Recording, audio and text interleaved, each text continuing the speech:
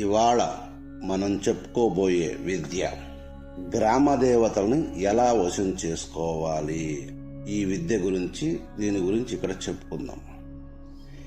ఎవరైతే ఈ గ్రామ దేవతలను వశం చేసుకోవాలనుకుంటుంటారో వారు మేము చెప్పే మంత్రంలో, గుర్తుపెట్టుకోండి, మేము చెప్పే మంత్రంలో ఆముఖం అని ఉన్న చోట ఏ గ్రామదేవత పేరైతే ఉంటుందో ఆ గ్రామదేవతని ఆ ఆముఖం అనే దాన్ని తీసేసి అక్కడ యాడ్ చేసుకోవాల్సి ఉంటుంది. గుర్తుపెట్టుకోండి, ఆ మంత్రంలో ఆముఖం అని ఉన్న చోట మాత్రం మీరు ఎవరైతే మీ ఊర్లో గ్రామదేవత పేరు ఏదుందో ఆ పేరుని అక్కడ మీరు యాడ్ చేసుకోవాల్సి ఉంటుంది.